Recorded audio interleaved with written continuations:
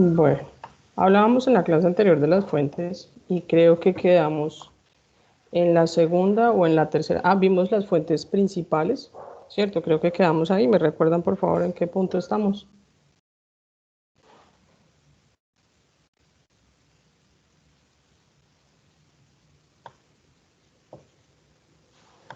Quien tenga los Profe, apuntes o saque. profe, quedamos en las fuentes auxiliares, justamente en la hecha de quod bono.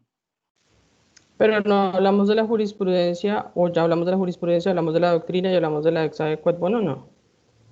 Creo que hablamos de Pues, la norma. te tocó, Hablamos, señor. ¿cómo, profe? Hablamos en esa ocasión, las mencionamos, sí, que son las que Sí, están en el señora. artículo 38 de la Corte Internacional de Justicia, del Estatuto de la Corte, ¿sí? Y verificamos las tres primeras. Hablamos de la convencionalidad o la norma de la convención o convención internacional. Hablamos de la costumbre y creo que hablamos de los principios generales. No recuerdo. Bueno, vamos a retomar esa información entonces y vamos a la ligera. Las fuentes, como veíamos en la clase anterior, pues se trata precisamente de esos procedimientos o mecanismos como ustedes lo tienen allí, a través de los cuales nace, se extingue y se modifica el derecho internacional público.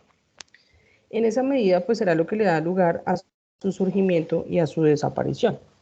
Siendo una rama del derecho, siendo esta una rama del derecho público que no tiene una codificación expresa, que no tiene, por así decirlo, una consolidación en el derecho positivo, en donde haya un órgano emisor de leyes internacionales, pues debemos entender que su construcción depende, por supuesto, de la medida en que los estados se vinculen a tratados internacionales. ¿Y cómo se vinculan? Pues a través de las convenciones, que son los mismos, que pueden recibir el nombre de pacto, tratado, convención, concordato en algunos casos. Y a través de la costumbre, por supuesto. Bien, dentro de esas fuentes, la Corte Internacional de Justicia ha determinado que las ha clasificado. ¿Y las ha clasificado para qué? Para poder resolver los litigios que se presenten ante ella. Entonces, lo primero que tendrá que hacer la Corte Internacional de Justicia al momento de dirimir un conflicto será acudir a la norma convencional. Es el mismo tratado deberá determinar si puede solucionar con ello la litis que se le presenta para su conocimiento. Viendo que no encuentra solución en el tratado, pues acudirá a las normas consuetudinarias o, por supuesto, entendiendo que la solución está en la norma consuetudinaria o en la costumbre internacional, que es lo que origina la norma consuetudinaria de la costumbre internacional. Y en esa medida podrá solucionar entonces con la segunda fuente en forma directa. Señor Eric.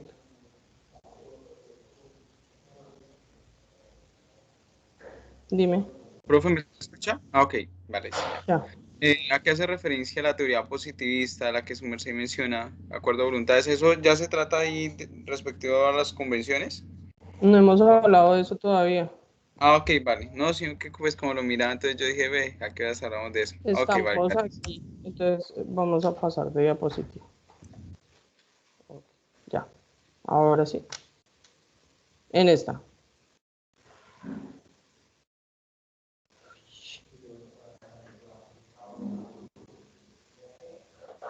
Salí de compartir la pantalla, ¿cierto?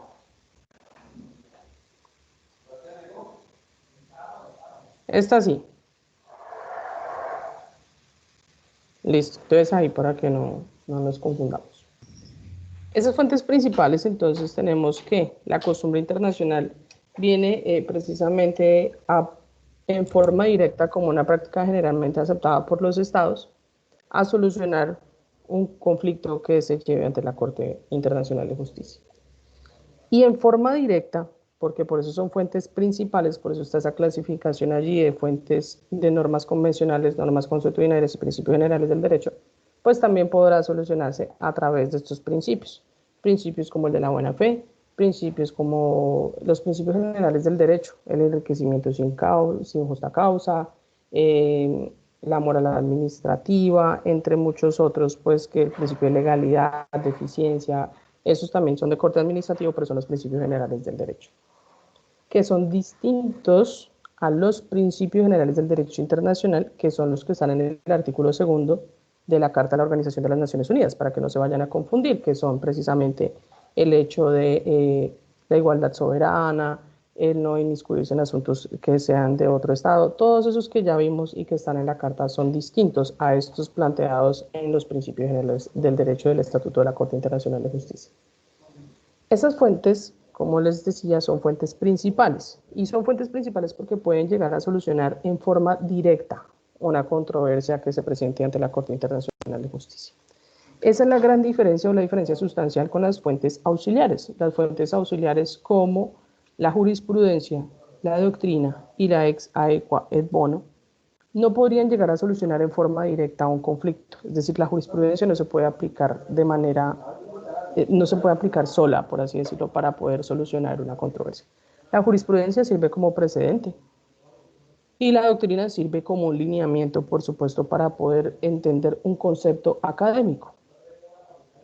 En ese entendido, las decisiones de la jurisprudencia, ¿cuáles son? Las decisiones son judiciales, es decir, que sería acudir a los mecanismos que ella misma ha dirimido a través de una sentencia judicial o a través de un fallo judicial, en este caso, para poder solucionar un conflicto.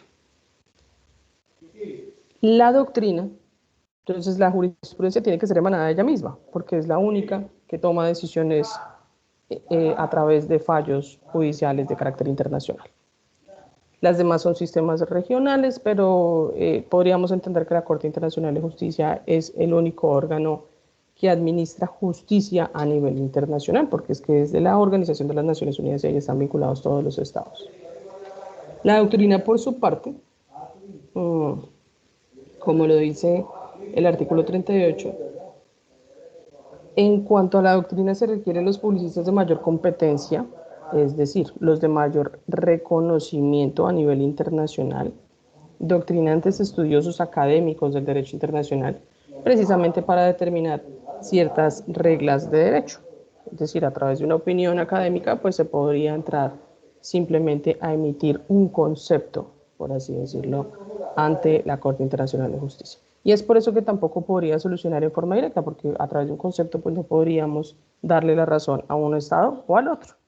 Y por eso, a conveniencia, por supuesto, con las reglas de la sana crítica, lo que corresponde es acudir al derecho positivo, en este caso a la norma convencional, o a la lex non scripta, que sería el derecho que aparece en las normas consuetudinarias y en los principios generales. Algunos dicen en cuanto a los principios, aquí nos devolvemos un poquito, precisamente para indicarles por qué en forma directa sí y no.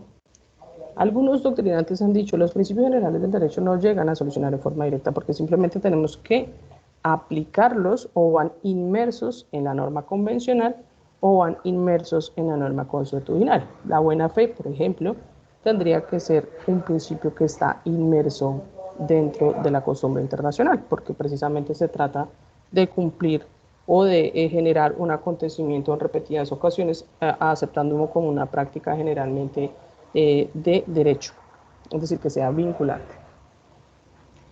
Entonces, en esa medida, la doctrina pues resulta ser ineficiente en forma directa. Esa es la gran diferencia en que hayan fuentes principales y auxiliares.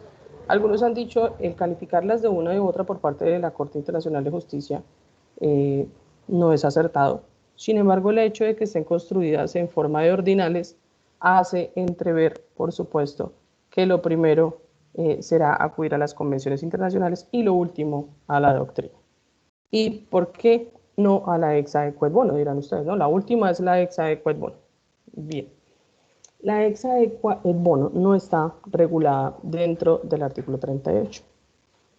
O más bien, está determinada en el segundo párrafo del artículo 38. Es decir, no está en forma enunciativa, pero sí se aplica a través del segundo párrafo del artículo 38. ¿Y qué nos dice el artículo 38? Básicamente que en caso de que las partes hayan convenido una decisión en equidad, eso traduce una decisión en equidad de buena fe, se aplicarán las reglas de la ex aequo et bono.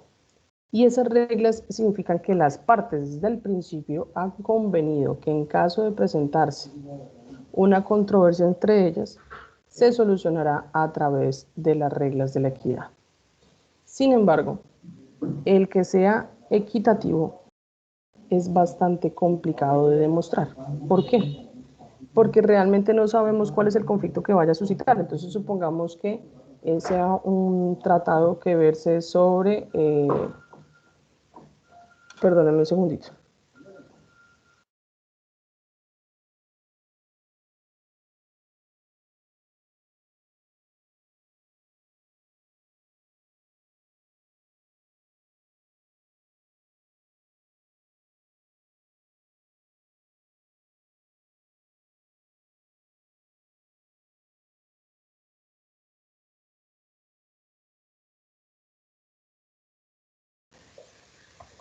Entonces, como les decía, si vemos que existe un tratado, por ejemplo, limítrofe, el discutirlo para solucionarlo en la medida en que resultara una controversia por una zona de litigio que tendría que ser la fronteriza, obviamente, pues sería muy complicado desde el principio entrever cuál sería la solución.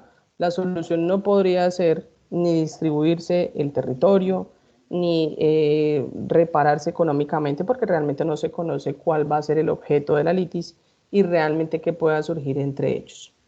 Una discrepancia como esta pues, es muy difícil de determinar desde el principio. Es por eso que la ex aequo ad bono pues simplemente no es de uso frecuente, pero sí, ¿qué pasa? Si las partes convienen una decisión en equidad, desplaza por supuesto todas las demás fuentes del derecho porque allí estaría la solución a su conflicto, es decir, no tendrían que acudir a las reglas de la Corte Internacional de Justicia, así lo indica el artículo 38 en su parágrafo o párrafo segundo. Bien, eso en cuanto a las fuentes. Por eso están determinadas en principales y en auxiliares. Ahora nos vamos a devolver un poquito con las teorías que preguntaba Eric.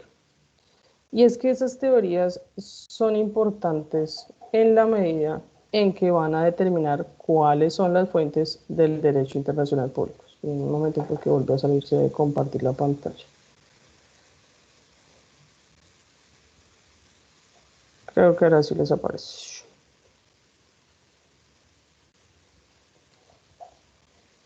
Para entender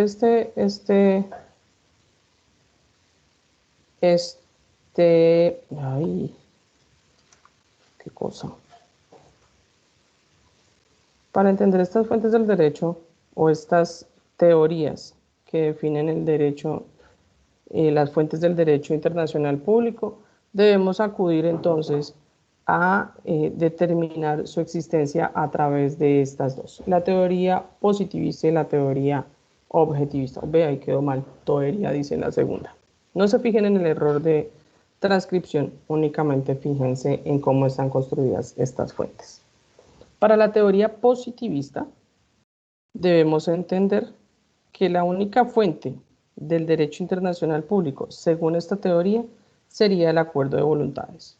Y sería ese acuerdo de voluntades que conste en cualquiera de estas dos formas, ya sea expresa a través de un tratado internacional, es decir, derecho positivo, o ya sea en forma tácita a través de la costumbre.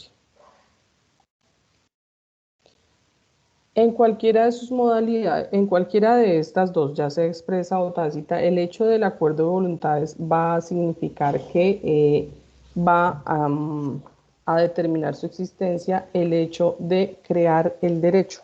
¿Qué significa eso? Que realmente originan normas jurídicas, originan normas vinculantes y que obviamente refutan en su existencia a través de estas dos formas, ya sea expresa o sea tácita. En cambio, para la teoría objetivista existen dos fuentes, como ustedes los ven allí, unas fuentes formales y unas fuentes materiales. Las fuentes formales crean el derecho, es decir, lo originan, le dan lugar, le dan génesis y se pueden presentar a través de los tratados y de la costumbre. No hace esa distinción que sí tiene la teoría positivista. Y las fuentes materiales, que son el medio para comprobar el derecho, es decir, no crean el derecho, sino que sirven para comprobar su existencia y se trata de situaciones de política internacional, de economía internacional, históricas, sociológicas, culturales, que precisamente van lugar a probar su existencia.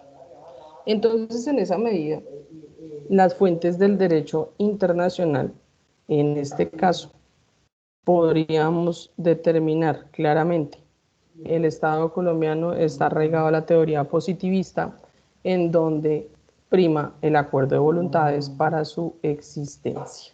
Y esa teoría, por supuesto, ha hecho carrera y es lo que venimos hablando, es lo que hemos venido decantando en todas estas conversaciones que hemos tenido.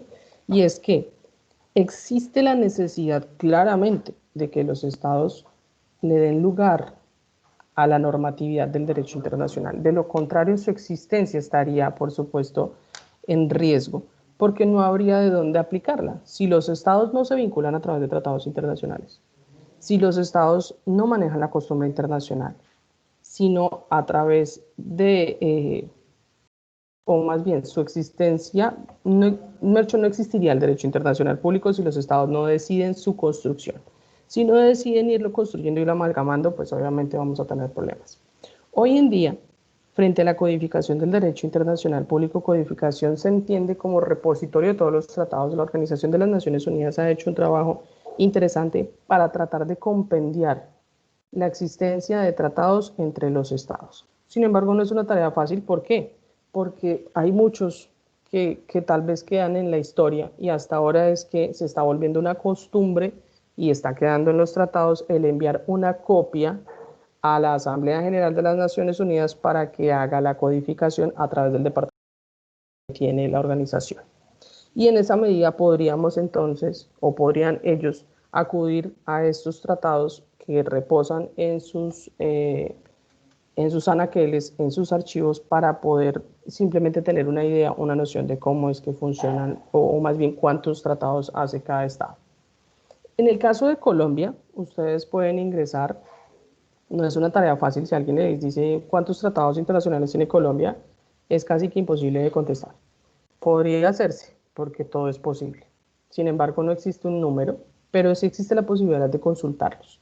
A través de la página de la Cancillería, www.cancillería.gov.co, existe un link en la parte, creo que final, no sé si ya cambiaría en el esquema de la, mejor para no errar, existe un link que se llama Biblioteca Jurídica de los Tratados. Y esa biblioteca jurídica lo que va a permitir es que ustedes ingresen, vamos a ver si lo podemos hacer, y por allí vamos a buscar tratados bilaterales y tratados multilaterales. Nos van a aparecer muchos. Vamos a ver si aquí lo encuentro para hacerles un muestreo de cómo es que funciona esto. Para la fase de consulta. No sé qué dice mi mouse, toca con el aquí encima. ¿Alguno conoce la página, alguno ha entrado a la página de la Cancillería o nunca?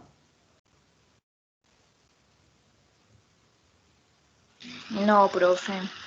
Bueno, pues entonces si ustedes tienen allí un computador o a donde puedan acudir, pues entren a la página de la Cancillería y así pues van haciendo como un tema de revisión. Mientras que yo hago lo propio por acá para poderles ilustrar en dónde está la biblioteca.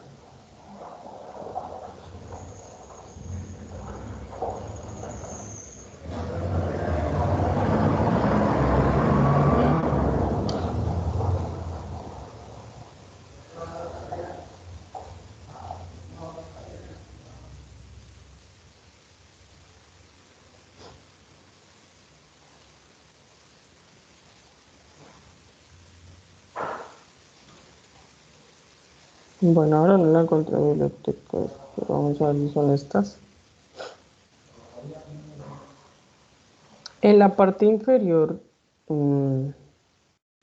de la página encontrarán Biblioteca de los Tratados. Y allí, por supuesto, ustedes pueden ingresar y verificar cuáles son los tratados que tiene el Estado colombiano.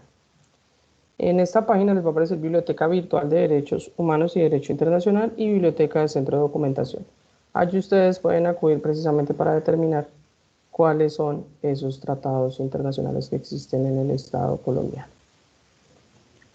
No es una tarea fácil el tratar de identificarlos, pero sí podemos encontrarlos por entidad, es decir, podemos encontrarlos realmente por tratados que tienen que ver con organizaciones internacionales, y si es con un estado, pues vamos a encontrar este tratado con cada uno de los estados.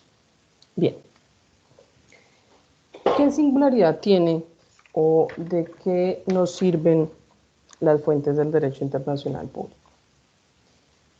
Esas fuentes pues, realmente son las normas o más bien son los preceptos jurídicos a los cuales vamos nosotros a acudir precisamente para su objeto y su análisis. Entonces, ¿por dónde vamos a empezar? Aquí se empieza a complicar un poquito la cosa y es por los tratados internacionales. Vamos a definir qué es un tratado. Vamos a volver a las diapositivas, que creo que está.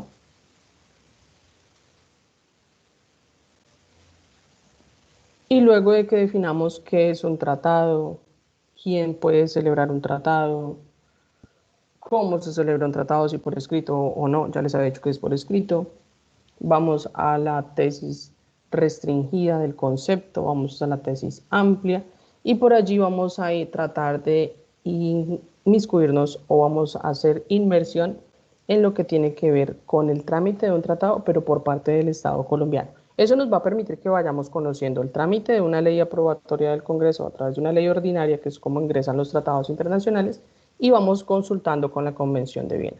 Entonces, lo que yo les voy a pedir es que ustedes tengan la Convención de Viena de 1969, Guía Jurídica de los Tratados, como aparece en los documentos que les envié, y ustedes la van a consultar, la van a leer. No es muy extensa, pero es un poco compleja. La primera parte no es tan compleja, pero luego se va complicando un poquito cuando hablamos de actos de suspensión y determinación de los tratados internacionales. Pero hoy vamos a empezar por determinar primero su noción y por supuesto lo que ustedes aquí no tienen en pantalla. Pero ahorita les voy a compartir. Así sí lo tenían en pantalla. Y son los principios de todo tratado internacional. Todos los tratados internacionales están regidos por estos dos principios. El principio del pacta sunt servanda y el principio del res inter alius acta. ¿De qué se trata uno y de qué se trata el otro? El principio del pacta sunt servanda significa cumplir con lo pactado. Y ese cumplir con lo pactado, nos faltan unas, bueno, ahorita nos devolvemos. Ese cumplir con lo pactado implica el grado de compromiso bajo el principio de la buena fe, es cumplir con lo pactado de buena fe, porque la buena fide es otra cosa. El pacta sunt servanda es cumplir con lo pactado, pero debe cumplir con lo pactado de buena fe. Es decir, que eso es lo que ata, por así decirlo, al Estado. El hecho de cumplir de buena fe implica que él mismo, sea responsable de mantenerse en pie de cumplimiento en este tratado internacional. En ese orden de ideas, bajo este principio, deben ampararse todos los tratados internacionales, porque eso le va a dar su órbita de vinculación, eso le va a dar su órbita de cumplimiento. Si los estados cumplen, bien. Si deciden no cumplir, pues simplemente por principio de soberanía internacional, no necesita, es decir, puede ser combinado, le pueden hacer la retorsión, la represión internacional a través del CHAI internacional, pero de resto no existe ningún instrumento que obligue al Estado a cumplir. Me refiero como instrumento el hecho de que, por ejemplo, salgan sanciones por el hecho de no cumplir, sanciones económicas de forma directa, sino que volvemos al tema de la responsabilidad internacional, es decir, la que le compete a todos. La cooperación internacional es de todos precisamente para tratar de ajustarse a las reglas de la paz. Ese principio del pacta sunt servanda, es decir, de cumplir con lo pactado, pues por supuesto tiene unas excepciones. Y esas excepciones son tres: la imposibilidad física, la imposibilidad moral y la cláusula de la rebus sic stantibus, que realmente nadie entiende, pero que tenemos que ver porque son las excepciones. En la imposibilidad física tiene que ver con el hecho de que el objeto del tratado desaparezca. Desapareciendo el objeto del tratado, pues significa que yo ya no puedo cumplir. Y como no puedo cumplir, pues por supuesto tendría que terminarlo de una manera anticipada, anticipada a su terminación.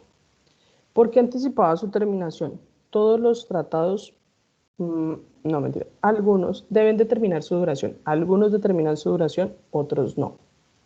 El que tiene un tiempo fijo, pues significa que su causal de terminación sería el paso del tiempo. Si supongamos que es un tratado de cooperación y está a 5 años, significa que a los 5 años desaparecen las obligaciones mutuas únicamente por el paso del tiempo. Eso es clarísimo.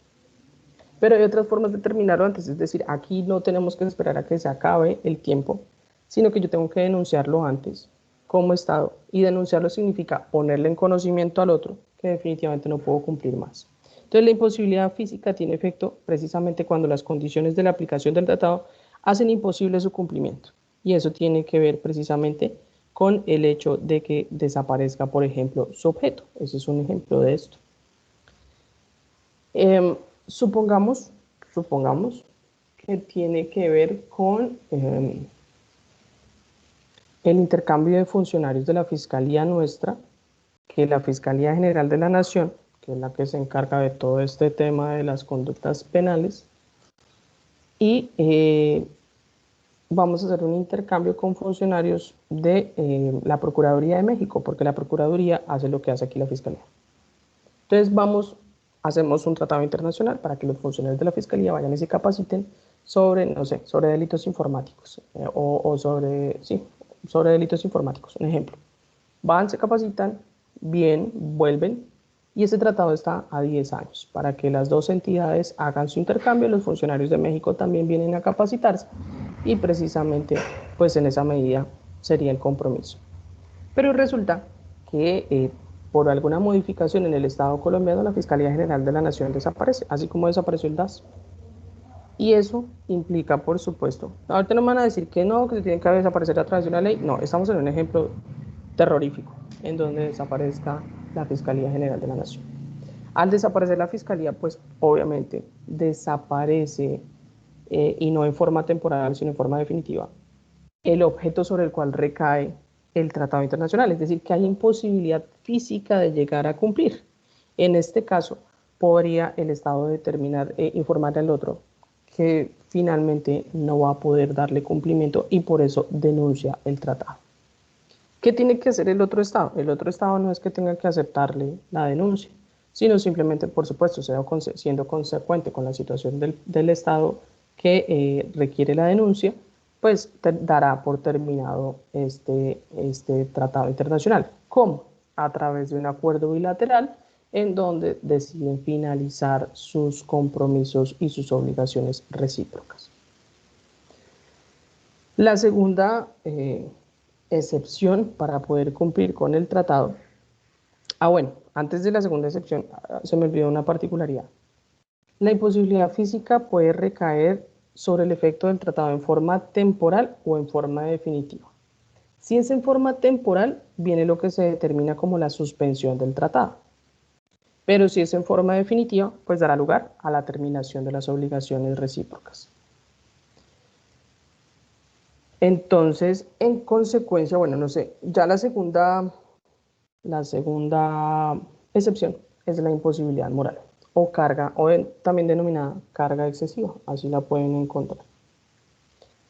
Esta ocurre cuando se pone en peligro, así se define, se pone en peligro la existencia misma del Estado. En este caso, sería físicamente posible cumplir con la obligación, pero desde el punto de vista moral sería imposible, porque podría, vuelvo y les repito, poner en peligro la existencia del Estado. Ustedes dirán, pero ¿cómo así que puede poner en peligro la existencia del Estado? ¿Cómo se pone en peligro la existencia de un Estado? De varias formas. Poniendo en riesgo su territorio, poniendo en riesgo su población, poniendo en riesgo su poder político y poniendo en riesgo la soberanía. Es decir, al desaparecer cualquiera de los 4 elementos del Estado, o no desaparecer, sino poner en riesgo la existencia de cualquiera de esos 4 elementos más bien, pues daría lugar a lo que es la imposibilidad moral. En ese orden de ideas, el hecho de poner en riesgo la estabilidad interior o exterior del Estado mismo sería lo que le dé lugar a alegar este tipo de imposibilidad, es decir, a manifestar el hecho de no poder cumplir con el tratado internacional. Viene exactamente y funciona en la misma medida. Denuncia, y con la denuncia, pues obviamente viene el hecho de compartirle al otro Estado la situación de no poder cumplir y daría lugar a la terminación, en este caso, que podríamos determinar que es una terminación unilateral por parte del Estado. ¿Qué se requiere? Manifestarlo. El principio de publicidad es muy importante en aras del derecho internacional público. El hecho de manifestarlo implica principio de publicidad. Y el otro Estado lo que tiene que hacer es manifestarse respecto a ello. No para manifestar si está de acuerdo o no está de acuerdo, sino simplemente para compartir la situación con el otro Estado. Me explico.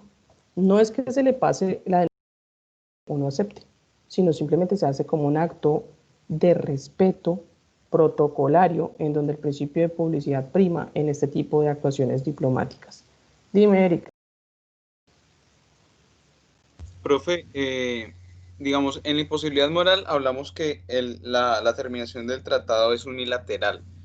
Eh, y en la imposibilidad física, cuando se trata de forma permanente, también es unilateral, ¿verdad? Te contestaste. O sea, quiero que me asegure, ¿verdad? ¿Sí o no? ¿Sí? Bueno, Y si digo que no, ¿estarías contento y satisfecho con la respuesta?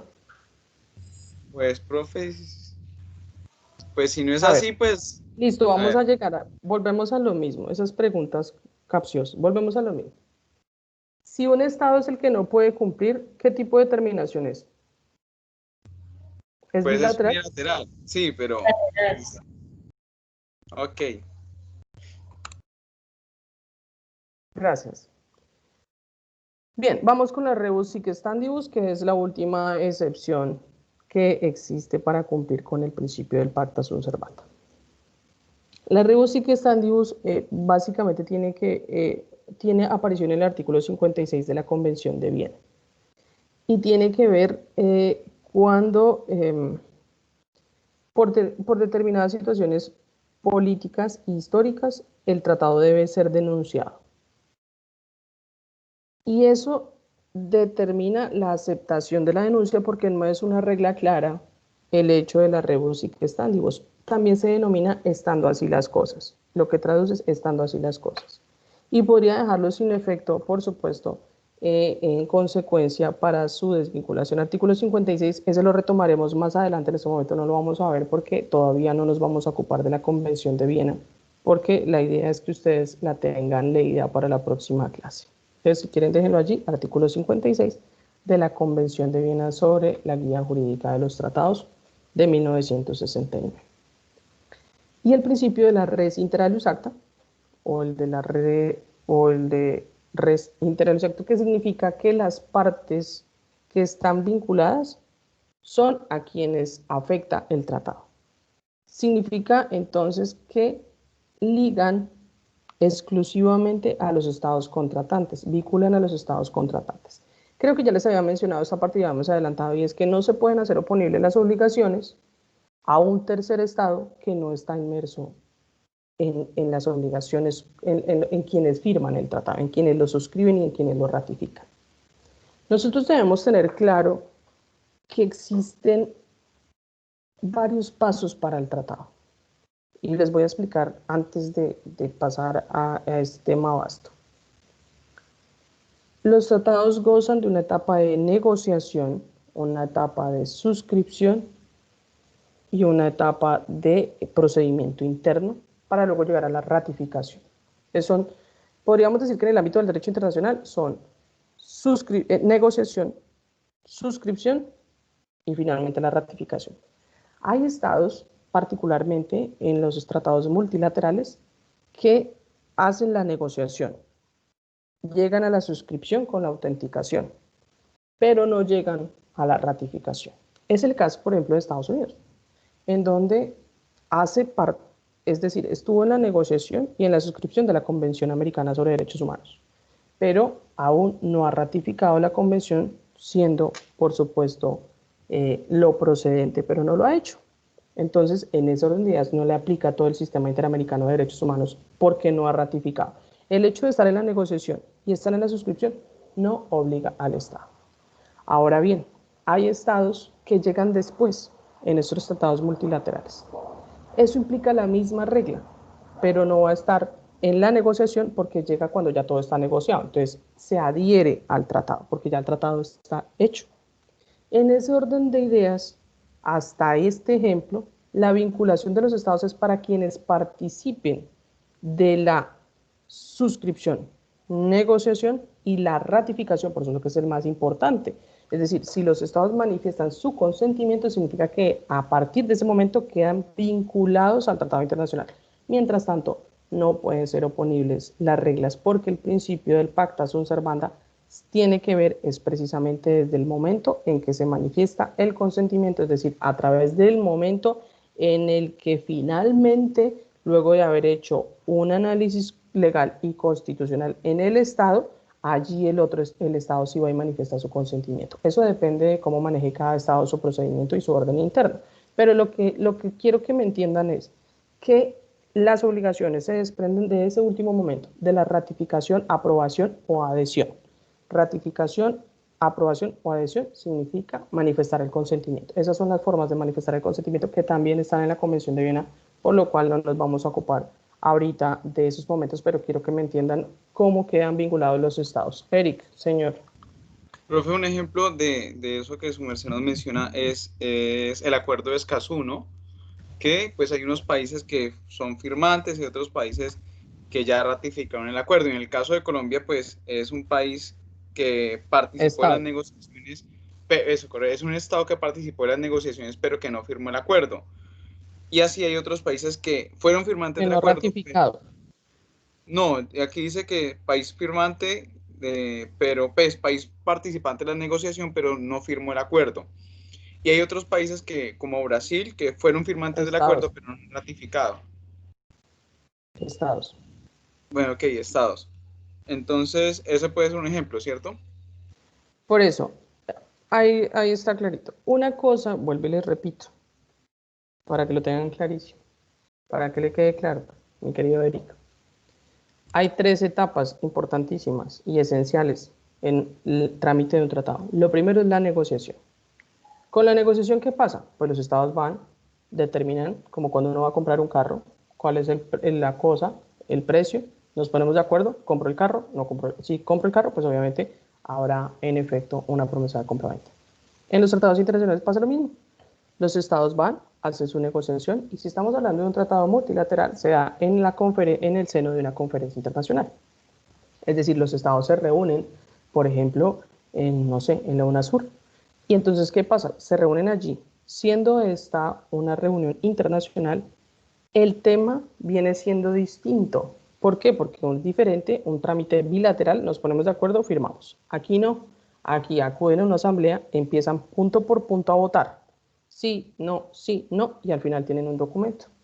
Perdón, ese documento luego tiene que llegar a la segunda etapa, que se llama firmar o suscribir. El firmar o suscribir significa que el Estado está de acuerdo con lo que está en el contenido del texto. Es un tema de autenticación. Es decir, que es un Estado que firma, que rubrica, pero que no ha manifestado su consentimiento. Entonces vamos a esos 3 momentos. El que no ha firmado es porque realmente decidió en ese momento tal vez desvincularse y allí estaríamos en una peor situación porque ni siquiera estuvo en la negociación, pero no rubricó y finalmente tampoco ha manifestado su consentimiento porque no ha hecho seguramente el trámite interno, porque luego de que se haga el trámite interno al presidente le corresponde ir a hacer el acto de la ratificación. Y el último acto es la ratificación, después de que, en este caso, pasa por el Congreso a través de un proyecto de ley, el tratado, y luego por la Corte Constitucional lo declara exequible, es decir, una ley aprobatoria del Congreso, del trámite de una ley ordinaria, del trámite de una ley estatutaria cuando verse sobre derechos humanos, y luego le queda listo al presidente para que vaya y manifieste el consentimiento. ¿Cómo? A través de la ratificación. Entonces, por eso les digo, el efecto vinculante de un tratado es a partir de la manifestación del consentimiento. Hay varias formas de manifestar el consentimiento. En Colombia se llama ratificación, porque hay firma ad referendum, hay firma, hay aprobación, adhesión, pero eso depende del momento mismo. Es decir, no nos adelantemos mucho porque tenemos que ver la particularidad de cómo se negocia, cómo se suscribe, quién va y suscribe, y si es en el marco de un acuerdo bilateral o de un acuerdo multilateral, porque los acuerdos multilaterales se aprueban, no se suscriben. Es decir, hay un sistema distinto porque viene a través de una votación, pero no nos vamos a... vámonos despacito. Bien, entonces ese principio del res inter alios acta va a permitir que únicamente sean responsables de las obligaciones, bajo el principio del pacta sunt servanda, los estados contratantes, es decir, quienes manifiestan su consentimiento. El hecho de estar en la negociación y en la suscripción, pues significa que hay un tiempo para que haga la ratificación. ¿Cuál tiempo? No existe. Es decir, hay un tiempo significa que estamos esperando a que el Estado ratifique y que por el hecho de no ratificar, pues no implica que vaya a salir dentro de la negociación, sino solamente es un acto de una firma, pero no se puede afectar con el procedimiento. Bien, eso nos deja en un punto muy importante y es que existen para el tema del procedimiento dos teorías que van a determinar, vamos a ver dónde está, que van a determinar la existencia de un orden jurídico interno y de un orden jurídico internacional que debe ser entrelazado para que sea efectivo. Vamos a ver dónde está, por acá no.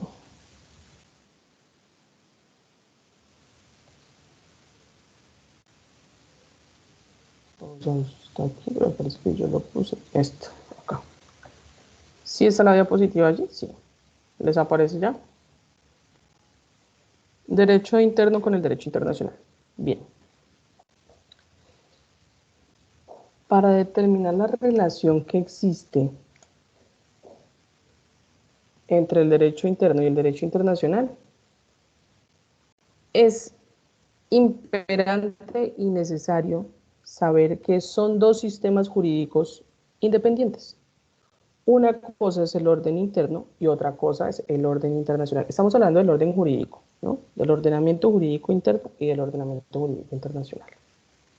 Como bien lo entendemos, el derecho internacional es construido por la voluntad de los estados, mientras que el derecho nacional es amalgamado por las instituciones que le corresponde al Estado. En este caso nosotros tenemos un Congreso de la República, que es el único emisor de leyes, y tenemos altas cortes, que son las que van a ser el órgano de cierre de cada una de las jurisdicciones a las que se encuentra vinculada.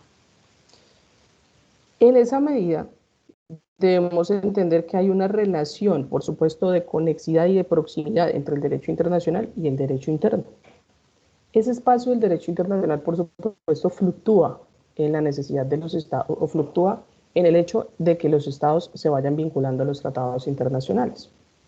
Es decir, no tiene un espacio de movimiento, sino que, hagan de cuenta ustedes que es como la nube del correo hoy en día, que no todo el mundo dice, súbalo a la nube, pero realmente no sabemos qué es la nube. Se entiende que debe ser un servidor que es el que guarda toda esta información, pues aquí los tratados internacionales quedan en cada uno de los estados.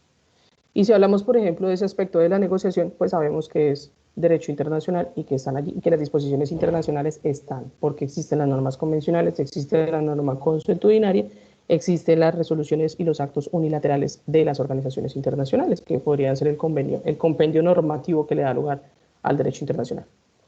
Y el derecho interno, pues por supuesto, tiene su normatividad interna. Ahora, en esa medida de proximidad se tienen que correlacionar y se tienen que amalgamar, o por lo menos tienen que articularse. Eso por lo menos en la perspectiva del Estado colombiano. Y para eso existen estas dos teorías, la teoría monista y la teoría dualista, es la que nos van a solucionar el tema de cómo aplicar cada uno de ellos, o cómo funcionan cada uno de los ordenamientos. Para la teoría dualista, como ustedes lo ven allí, cada uno de ellos tiene un ordenamiento jurídico independiente. Eso significa que en la teoría dualista cada uno va por una vía distinta. Y el hecho de que vaya por una vía distinta significa que son independientes, que en ningún momento se van a articular, que en ningún momento se van a encontrar. Se manejan como, que es lo que hace Estados Unidos, se manejan como dos sistemas jurídicos aparte y no son articulados en ningún evento. Es por eso que allá tienen otro procedimiento distinto para poder determinar los tratados internacionales, si se ratifican o no se ratifican, y eso corresponde completamente al jefe de Estado. Por eso era que Trump estaba un poco relegado y el Congreso de allí pues obviamente no puede hacer nada frente a esas eventualidades. En cambio, la teoría monista, el derecho internacional y el derecho interno componen un solo ordenamiento jurídico. El hecho de que compongan un solo ordenamiento jurídico pues nos da claramente por sustracción de materia que están articulados, que están amalgamados y que interaccionan de tal manera que permiten su existencia o su coexistencia, son dos, en un mismo nivel. Lo que sucede con esta teoría monista, y esto apúntenlo, es que la teoría monista acepta dos modalidades. En la primera, el derecho internacional prevalece sobre el derecho interno. Entonces hagan como cuando uno le hacían una resta, o sea, pongan una línea, arriba el derecho internacional, abajo el derecho interno. Y la segunda modalidad es el derecho interno sobre el derecho internacional. Entonces hagan la línea, por favor, para que lo entiendan, tal vez en un cuadro sinóptico les quede mejorcito. Yo creo que tengo uno por ahí, o no sé si lo compartí, sobre las teorías monistas. Voy a ver si lo tengo por acá. Pero bueno, yo los busco y si no, están los documentos que les envié. Si no lo encuentran allí, me dicen, profe, no está, y yo lo uso. El de las fuentes lo tengo a mano, ahora se los envío como una fotico al WhatsApp, porque no encuentro las hojitas. Bien, en ese orden de ideas, el hecho de que prevalezca el uno o el otro depende del momento, de la situación, de cada particularidad del tratado, por ejemplo. ¿Qué sucede? Si estamos en la suscripción y si estamos luego estamos en la negociación, perdón. En este caso, el hecho de la suscripción significa que todas estas normas que yo voy a aplicar son las de la Convención de Viena. Entonces, son normas del derecho internacional que, por supuesto, prevalecen sobre el orden interno en ese evento. O sea, están sobre el derecho interno. Pero cuando yo traigo el tratado y lo vuelvo una ley, un proyecto de ley, perdón, y si el Congreso lo aprueba, pues es una ley aprobada, y si pasa a la Corte, pues es una sentencia de constitucionalidad, significa que prevalece el orden interno sobre el derecho internacional, porque el derecho internacional está esperando allí, está sometido a lo que diga el procedimiento interno. Y si luego entonces yo voy a la ratificación, pues significaría que en este evento no puede estar por encima porque nosotros lo traemos al bloque de constitucionalidad. Y eso es lo que va a permitir en el Estado colombiano, a través de esta figura del derecho francés, que no exista tal prevalencia del orden internacional sobre el orden interno. En Colombia, ¿qué pasa? Por eso les digo, son momentos, son situaciones particulares. Pero aquí el derecho internacional no está por encima del derecho interno, es la mentira más grande que han podido decir, y es que la norma de la convencionalidad está por encima del derecho interno. No es cierto. El artículo 93 nos trae la solución a ese problema constitucional y nos dice que prevalecerán en el orden interno los tratados que verden sobre derechos humanos siempre y cuando exista un estado de excepción. Pero resulta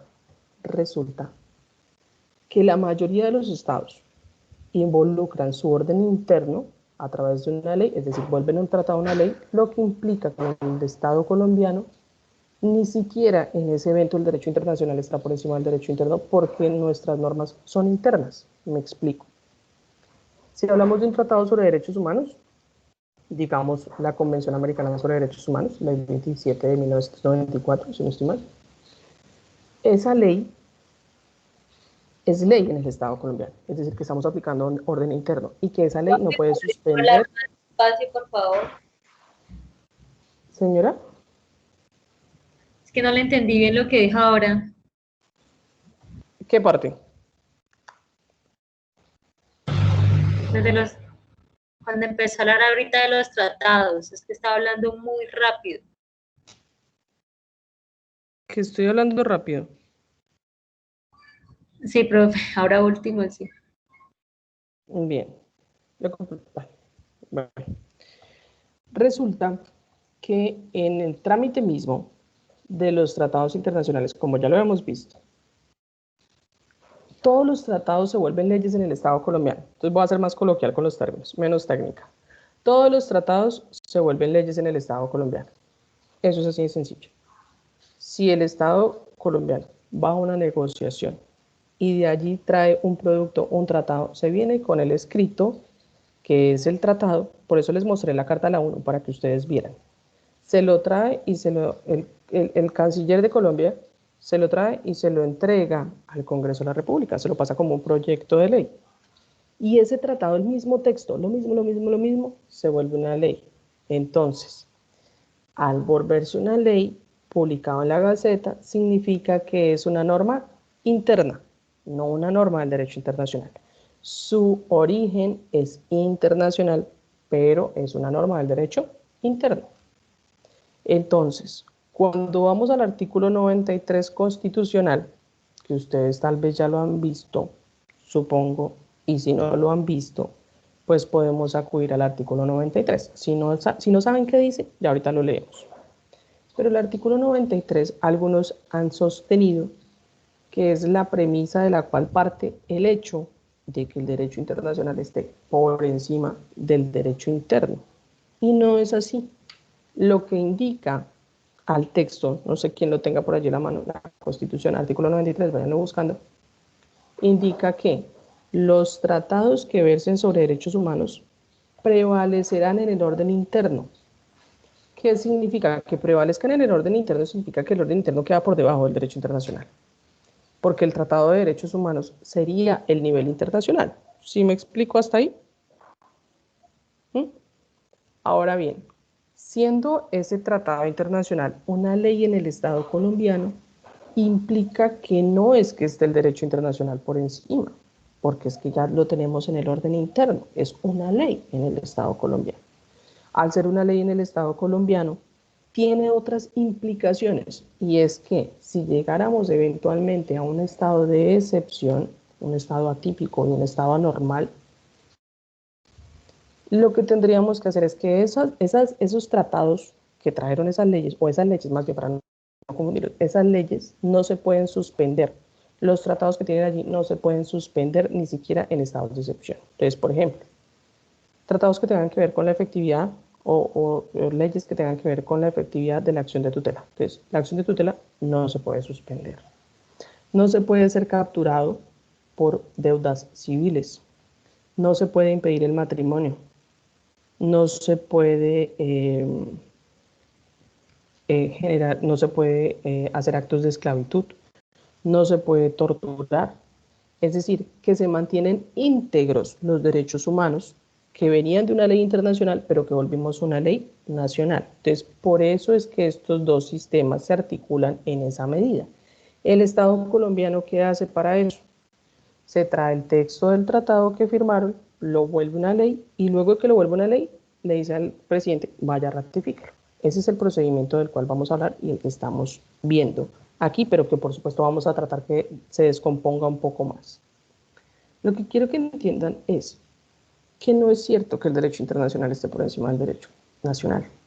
En el Estado colombiano manejamos la teoría monista, es decir, que es un solo sistema jurídico el que componen estas dos ramas distintas del ordenamiento jurídico, una en el nivel internacional y otra en el nivel nacional. Y que cómo se articulan, como les acabo de explicar, un texto de un tratado se vuelve una ley.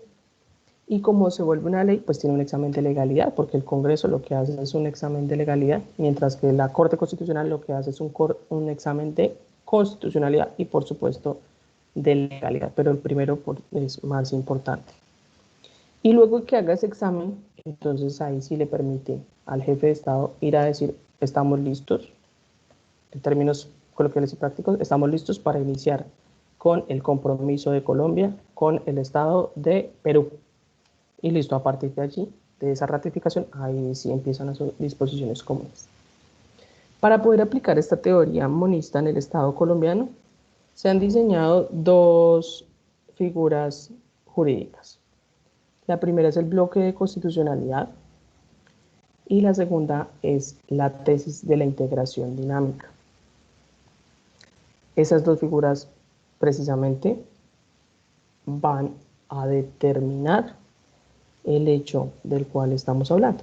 Y es que siendo un solo sistema jurídico, pues llega a funcionar en la medida en que está completamente amalgamado, está completamente articulado. No son dos sistemas jurídicos independientes en donde las normas del derecho internacional van por un lado y las normas del derecho nacional van por otro lado.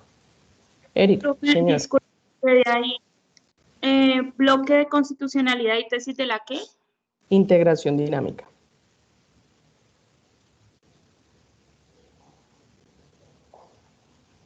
Eric, señor.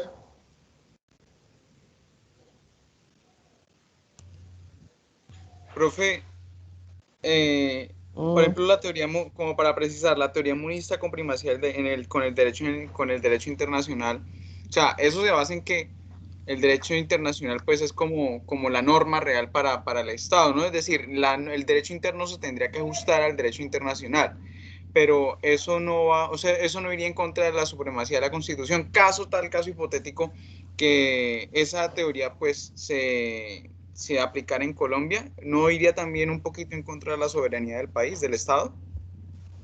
No entiendo. No, o sea, es un caso hipotético, digamos, el Estado colombiano acoge la teoría monista con primacía en el derecho internacional, entonces, de lo que No, ¿cómo entiendo, es que con primacía en el derecho internacional? bueno, entonces, o sea, o sea, decir, o sea, como en la primera, que es la que tiene Colombia, el Estado colombiano, es la teoría monista que tiene una primacía en en el derecho interno, es decir, las normas No, no, del no. derecho. No, no, no, no. Entonces, ¿cómo es? El Estado colombiano acoge la teoría monista, es decir, el derecho internacional y el derecho nacional componen un solo ordenamiento jurídico, Ujú. que dependiendo de la situación, el derecho internacional puede estar por encima del derecho nacional o el derecho nacional por encima del derecho internacional. Ah, ok. Pero no es que esté en una sola línea de las dos modalidades que acepta, no. Es un Es solo decir, sistema jurídico. esas dos corrientes pueden ir de la mano. De la mano, son modalidades, por eso es que les precisé.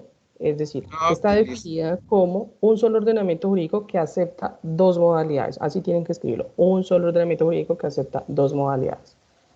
Una Listo. prevalencia de una sobre la otra. Y eso depende de la existencia misma del momento histórico del derecho internacional o del derecho nacional. Bien.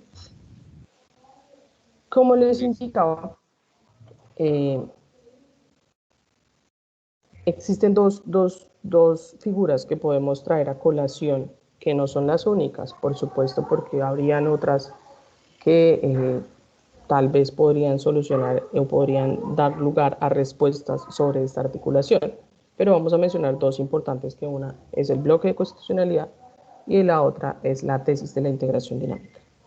El bloque de constitucionalidad es una figura del derecho francés que tiene como prevalencia el hecho de, no lo vamos a definir, les voy a explicar en términos prácticos, el hecho de que todas las normas eh, sean integradas al bloque y sirvan como un parámetro de control de las leyes. ¿Qué significa esto? Está definido como el conjunto de normas y principios que sin estar inmersos, que sin aparecer, perdón, el conjunto de normas y principios que sin aparecer formalmente en la Constitución son utilizados como parámetros de control de las leyes. Así está determinado el bloque de constitucionalidad. Eso lo vamos a ver más adelante, pero para que lo tengan allí. Es el conjunto, son las normas y principios que sin aparecer formalmente en el texto constitucional son utilizados como parámetro de control de las leyes, como por cuanto han sido integrados normativamente a la Constitución por dos vías. Vuelvo y les repito. Normas y principios que sin aparecer formalmente en el texto constitucional, es decir, estamos hablando de nuestra Constitución, punto y coma, son utilizados como parámetros de control de las leyes, coma, por cuanto han sido integrados a la Constitución Nacional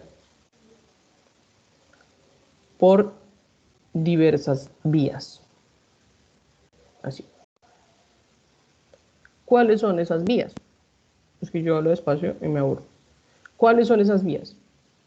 La primera es a través de la norma de reenvío o cláusula de apertura, que se llama. Ay, pero creo que me estoy adelantando mucho. Pero bueno, para luego hacerlo más fácil. La cláusula de apertura son los artículos de la Constitución que remiten a normas internacionales. Son los artículos de la Constitución que remiten a normas internacionales. Es decir, son fuentes externas para el derecho nacional. Y para no alargarnos, les voy a dar un ejemplo.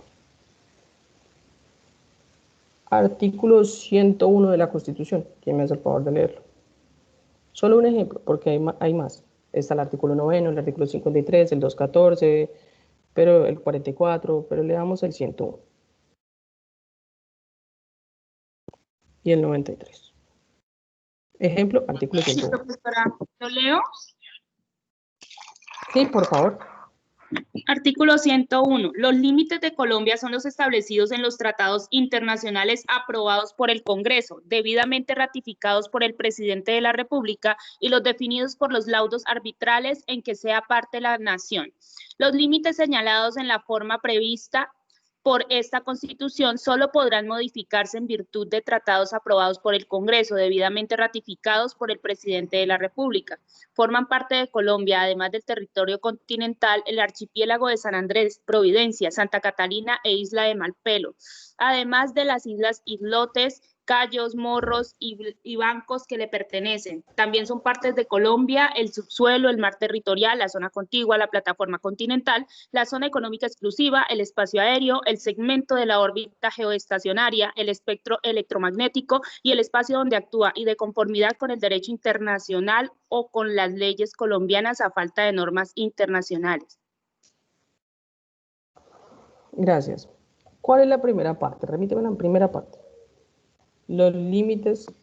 Los límites de Colombia son los establecidos en los tratados internacionales aprobados por el Congreso, debidamente ratificados por el presidente de la República. Ya, hasta ahí. El artículo 101, entonces, ¿a dónde remite? De la Constitución misma. A los tratados internacionales que tengan los límites de Colombia. Por supuesto, esos límites hacen parte del bloque de constitucionalidad. Entonces, ese es el examen que tenemos que hacer. El bloque de constitucionalidad, entonces, son esas normas y esos principios que, sin aparecer formalmente en la Constitución, es decir, no tienen un artículo constitucional, sirven como parámetro de control de las leyes. Es decir, todo lo que ingrese como ley en el Congreso de la República debe chocarse contra el bloque.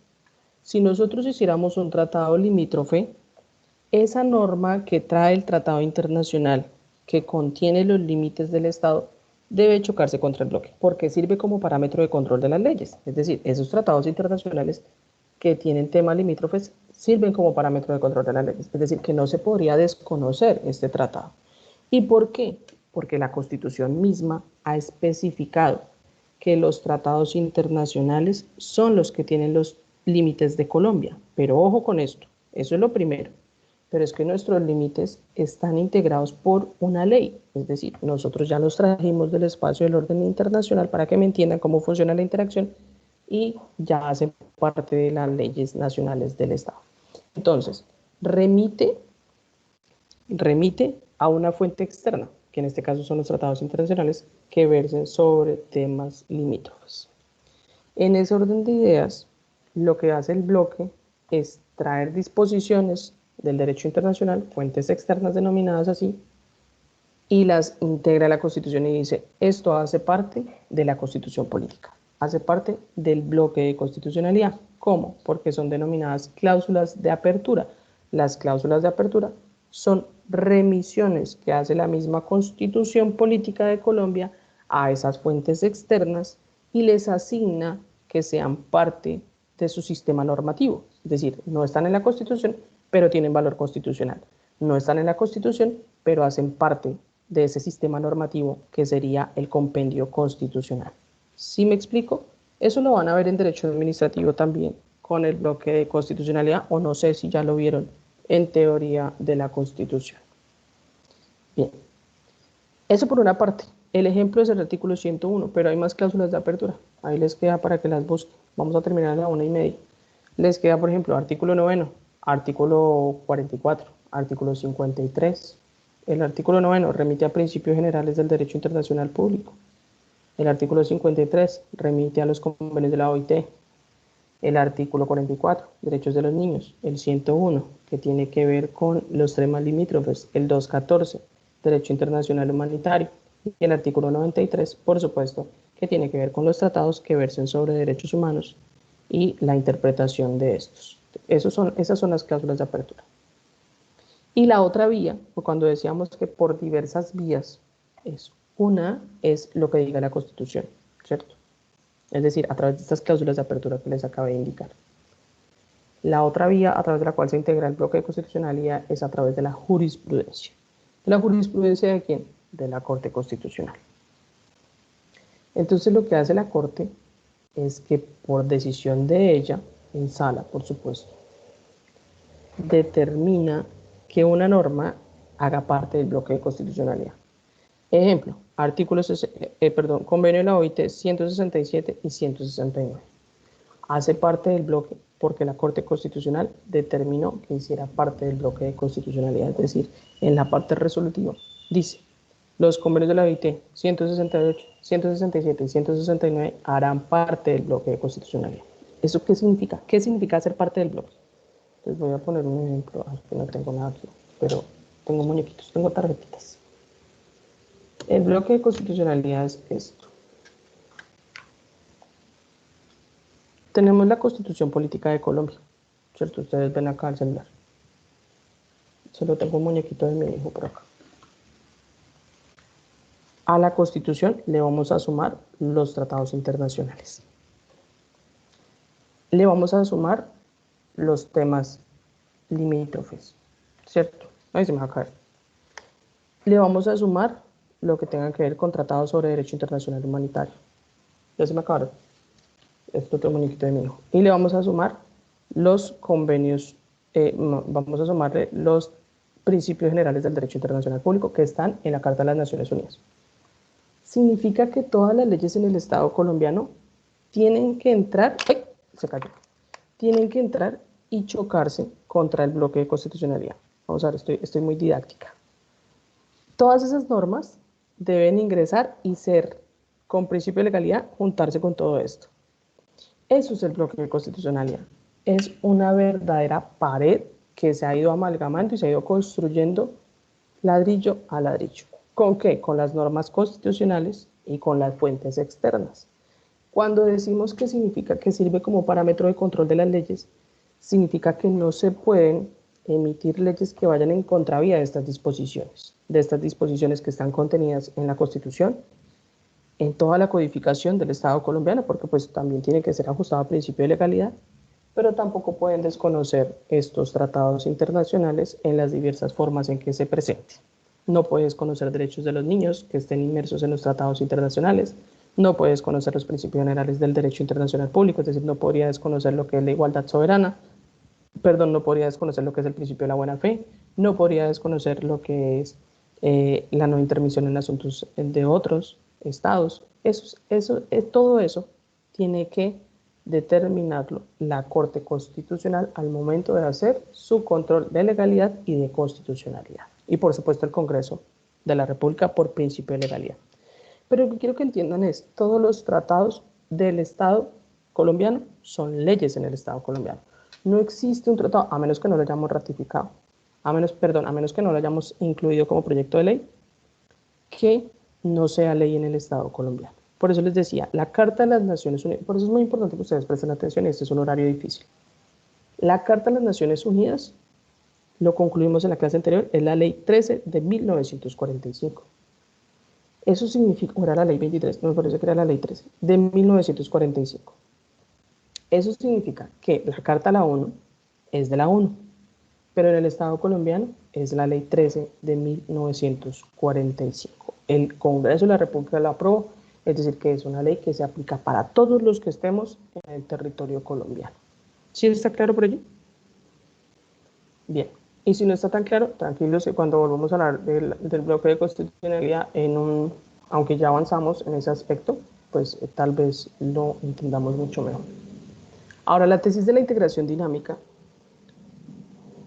tiene que ver con cómo aplicar las leyes por parte de los jueces. Resulta que los jueces en el Estado colombiano, en un ejercicio difuso de constitucionalidad, o aplicando las reglas procedimentales de su marco ordinario de ejecución de las funciones, porque recuerden ustedes que hay jurisdicción ordinaria, jurisdicción constitucional, por supuesto esta más importante que todas las demás, la jurisdicción constitucional, porque puede desplazar las actividades de los demás, pero no es tanto así. Bueno, no va a echar ya más la puya con el derecho constitucional. En esa medida, los jueces pueden determinar que una norma es contraria a una disposición del derecho internacional. Si es así, puede hacer dos cosas, y eso es la tesis de la integración dinámica. Puede requerirle al Ministerio del Interior y de Justicia para que el Ministerio del Interior y de Justicia a su vez lo haga con la Cancillería. Y pueden salir de eso dos situaciones. La primera es que el Estado colombiano, a través de una ley, modifique su orden interno a fin de no comprometer la responsabilidad internacional. ¿Por qué? Porque ya está cumpliendo con esta disposición, porque ese tratado ya lo trajo aquí, ya lo ratificó, es decir, que tiene unas obligaciones recíprocas y ya tiene el efecto vinculante que va a cubrirlo con el principio del pacta sunt servanda. Entonces, ¿qué tiene que hacer el Estado? O solucionar en el orden interno, a través de una ley modificatoria, que le dé al alcance de reglamentación al juez, no para que le solucione este asunto, porque tendrá que acudir a otras normas del derecho, no es que quede allí parado el proceso hasta que vayan al Estado colombiano y solucionen, no. Pero sí tiene que el Estado ponerse a modificar su orden interno a fin de no comprometer su responsabilidad internacional, porque como les digo, ya tiene un tratado ratificado que tiene que cumplir. O la otra posibilidad, que sería la segunda, sería modificar su responsabilidad internacional, es decir, modificar el tratado internacional a fin de no comprometer el orden interno. En esa medida será que se solucione el inconveniente cuando el juez advierta, o el operador jurídico, porque no solamente es el juez, pongámoslo como operador jurídico, determine que una norma del derecho internacional no se puede aplicar, o que es contraria a las normas del derecho nacional, o que simplemente es incompatible. En este caso, vuelvo y les repito, hay dos posibilidades. Una, que el Estado modifique su orden interno a fin de no comprometer su responsabilidad internacional. Y dos, que modifique su relación internacional a fin de no comprometer el orden interno.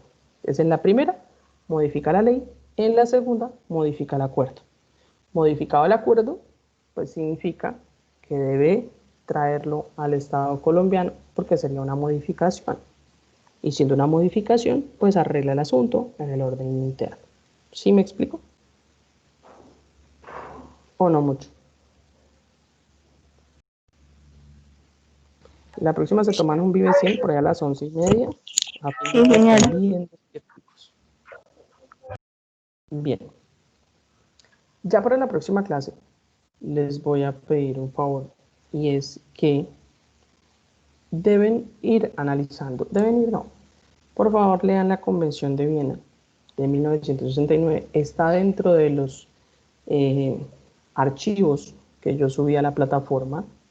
Si no está, pues la buscan, Guía Jurídica de los Tratados, Convención de Viena de 1969, Sobre esa guía será que los estados celebren sus tratados, porque debe ser, en principio es una costumbre internacional utilizar, además, no solamente una costumbre, sino que la Convención de Viena es un tratado, por eso se llama Guía Jurídica de los Tratados. Y los estados hacen parte de esa guía jurídica de los tratados. Entonces, como hace parte de ellos, pues tienen que aplicarla los estados. Entonces, cuando van a celebrarlo, se celebra sobre las reglas que tiene la Convención de Viena. Para el caso de Colombia, entonces ustedes leen la convención, ¿no? Para el caso de Colombia, existe en la Biblioteca Jurídica de los Tratados una guía que se llama Guía Jurídica para la Celebración de Tratados en el Estado colombiano, más o menos así. Se llama Guía Jurídica para los Tratados. Si no la encuentran, yo no la tengo, o yo no sé, voy a buscarla, pero creo que no la tengo porque yo nunca la he podido descargar. Pero alguien, no sé, hay en algunas otras oportunidades, siempre se dan sus mañas y la encuentran. En esa guía que vamos a poder determinar cómo es que el Estado colombiano celebra un tratado, desde la negociación hasta la ratificación.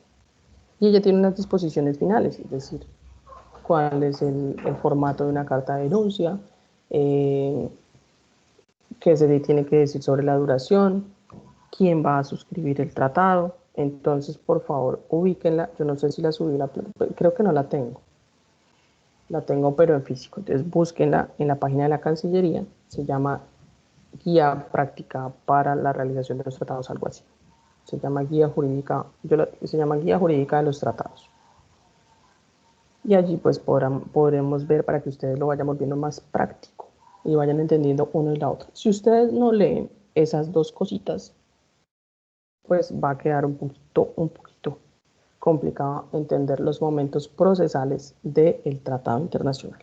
Esos momentos procesales que a ustedes les dividen en tres, pero que tienen mucha tela de donde cortar, porque en la negociación hay que determinar capacidad legal para suscribirlo. Es decir, quién es el idóneo en un Estado respecto de su función para celebrar el tratado. ¿Quién puede ir a firmar un tratado? A suscribirlo, porque no es a negociarlo. ¿Quién puede ir a negociarlo? ¿Quién tiene plenos poderes para eso en un Estado? ¿Jefe de Estado, jefe de gobierno? ¿Quién? Eso está en la guía jurídica, en la guía práctica y también está en la Convención de Viena. Allí van a encontrar disposiciones comunes. Allí también vamos a encontrar la definición en sentido amplio, para lo cual tendremos que hablar de la definición en sentido restringido. Y por supuesto les va a decir luego, ¿cuáles son los momentos procesales? Entonces, ¿qué es la autenticación? ¿Qué es la aprobación? Eso se los explicaré yo porque no está muy definido. ¿Qué es la autenticación? ¿Qué es la suscripción? ¿De qué se trata la adhesión y la aprobación? Para luego pasarnos por términos de duración, por los depositantes, estado depositario, por el canje de instrumentos, por actos de suspensión, nulidad y terminación de los tratados. Entonces, todas esas disposiciones como la codificación de cómo hacer un tratado. Eso está allí. Entonces, les pido el favor, tienen todo el fin de semana, para que hagan este ejercicio. Si quieren, sáquenlo en una hojita para que les quede más fácil. Y así, ustedes tienen la Convención de Viena, que es el marco general, y tienen, por supuesto, la guía jurídica de los tratados ustedes pueden descargar de la Cancillería para que precisamente tengan esa posibilidad de determinar, esto es lo que hace el Estado colombiano, que aquí dice que las formas de manifestar el consentimiento son firma, referéndum, canje de instrumentos, tal, en el Estado colombiano, nosotros lo hacemos a través de la ratificación, bueno, muy bien. Y por allí, pues obviamente van decantando este procedimiento. La idea es que al final de eso nosotros podamos determinar en una línea de vida cuál es el nacimiento del tratado y por supuesto cuál es su finalización respecto de la manifestación del consentimiento y las otras formas, por supuesto, de terminarlo. ¿Alguna pregunta hasta acá? ¿Todas? ¿Muchas que vimos hoy? ¿O esa no es una pregunta para hoy? Voy a descargar el listado de asistencia entonces, permítame un segundo. Profe, A ver, Chuchito, señor. profe, la verdad yo no comprendí la tesis de la integración dinámica. Ok, bien. Entonces, a leer, no mentiras, ya lo voy a explicar. La tesis de la integración dinámica No, tiene que ver con, señora, qué pena. Cuando usted dice que descargar el listado de asistencia, ¿es que uno aparece ahí o cómo es eso? Porque siempre han llamado a lista. en el listado de asistencia, cuando uno lo descarga, luego aparece un Excel. En el Excel aparece la hora de ingreso, si te saliste antes de tiempo, ingresos, salidas, si fue intermitente, ahí aparece todo. Ah, bueno, señora, gracias. Ujú. Por supuesto, los que están presentes allí aparecerán en un cuadrito en Excel. Yo no llamo lista porque, pues, ¿para qué? Sí, para eso está ese cosito. Bien, la tesis de la integración dinámica, Chuchito, tiene que ver con el hecho de cuando el operador jurídico, es decir, quien tiene que aplicar la ley, se percata de que lo que tiene que aplicar para solucionar la controversia es contrario a la Constitución, perdón, es contrario a una norma del derecho internacional, es decir, a una norma que está sobre, a un tratado, por ejemplo, o a un convenio de la OIT, porque los convenios de la OIT entran en el Estado colombiano sin necesidad de incorporación solemne. Entonces dice, venga, yo no puedo aplicar esto porque esta norma del derecho internacional va en contravía de nuestro ordenamiento jurídico. Y en ese sentido, tendría que hacer lo siguiente. Le informa a los estamentos jurídicos en el Estado colombiano, Ministerio del Interior y de Justicia. Pero eso casi no va a pasar, pero es una figura que existe. No va a pasar porque nuestras leyes son nacionales. Pero bueno, puede informar que existe tal disparidad entre la norma convencional y la norma del derecho nacional. ¿Y qué tiene que hacer el Estado? Esto lo filtran a través del Ministerio del Interior y Justicia y el Ministerio del Interior y Justicia a la Cancillería, porque la Cancillería es el punto de encuentro con los otros estados. A través de los cancilleres es que se hablan los estados. Entonces, ¿qué hace el Estado colombiano? Tiene dos posibilidades. La primera, cuando no puede aplicar una norma del derecho, de la norma convencional en el derecho nacional. La primera, tiene que arreglar el orden interno. ¿Y ese arreglar el orden interno qué significa? Reglamentar o sacar una ley modificatoria del aspecto que deja entrever la imposibilidad de aplicarlo, que esto casi siempre tiene que ver con los convenios de la OIT que traen al Estado colombiano, y entre otras. O eso la puede modificar. ¿Para qué? Para que el compromiso allá en el nivel internacional no se mueva, no se toque. ¿Por qué? Porque el tratado ya está celebrado, porque el principio del pacta sunt servanda ya están dando. Entonces yo no podría dejar de aplicar la norma porque obviamente iría en contravía de la responsabilidad que tiene el Estado de cumplir. En este caso, estos principios que ya vimos, principio de la buena fe, de cumplir con lo pactado. Ahora, la otra opción es modifique su relación internacional. Entonces, va y le dice al otro, venga, yo tengo un problema, no puedo aplicar esta norma, modifiquemos en la negociación para que los alcances del tratado sean otros, o de la norma, porque puede ser simplemente una cláusula, una disposición, o puede ser todo el convenio. Entonces, eso significa modificar la relación en el aspecto del derecho internacional. Entonces, tiene que acudir al otro Estado y decirle, cambiemos las reglas de juego, y el otro Estado, pues, por supuesto, tiene que aceptar porque es un acuerdo de voluntades. ¿Para qué? Para que llegue al orden interno y así no comprometa la responsabilidad del Estado a nivel interno, es decir, dentro de la jurisdicción del Estado, lo que le corresponde hacer. Entonces, ¿qué hace? Se trae la norma del derecho internacional, modifica el orden internacional, pero la trae y la vuelve una reglamentación jurídica en el orden nacional para no entrar en esa disparidad. Esa es la tesis de la integración dinámica. No sé si le haya quedado más clarito, Chucho. Sí, sí, profe. Usted Ya ahora mencionaba el ejemplo de se da en el escenario de los jueces de la República que ejercen jurisdicción constitucional difusa, decía. bueno, es que eso es un tema que va para décimo semestre, pero sí. Los jueces constitucionales en el Estado colombiano, el único juez constitucional se llama Corte Constitucional, que ejerce la magistratura constitucional. Esto va más adelantado, pero vaya cogiendo impulso para el décimo semestre. Mientras que por excepción, artículo 93, artículo 43 de la Ley 270 de 1996, por excepción a esa regla de la generalidad en donde la Corte Constitucional es el único órgano constitucional, los jueces de la República ejercen jurisdicción constitucional.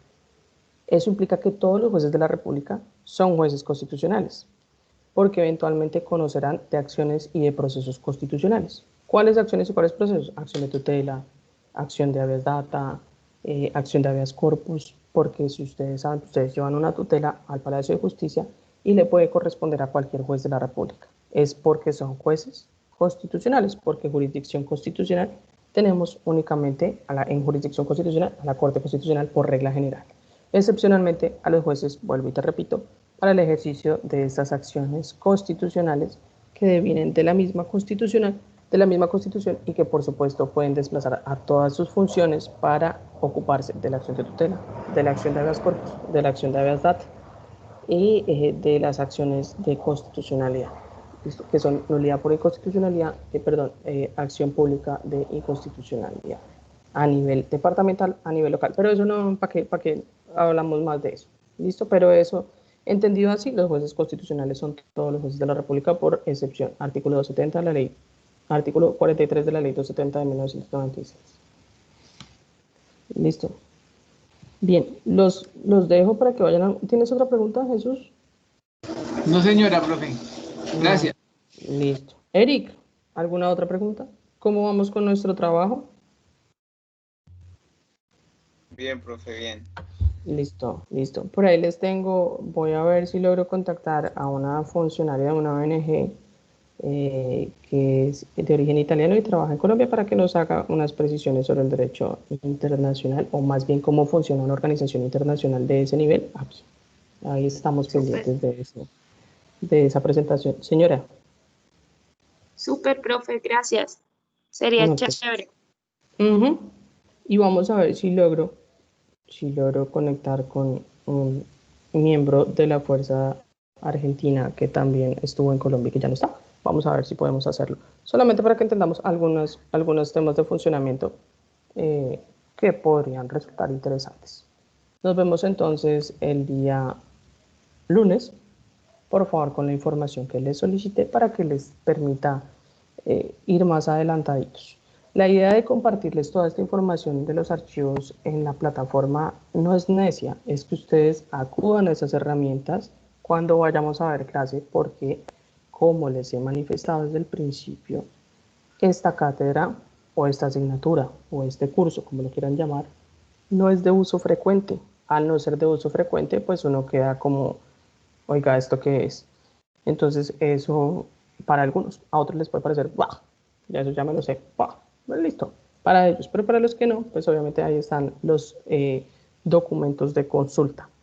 Si no encuentran alguno, si lo puede enviar por el WhatsApp, lo envía la guía jurídica para que todos lo tengan allí. Listo, nos vemos entonces el lunes, que tengan buen día. Gracias, profesor. Hasta luego, profe, buen día igualmente. Gracias.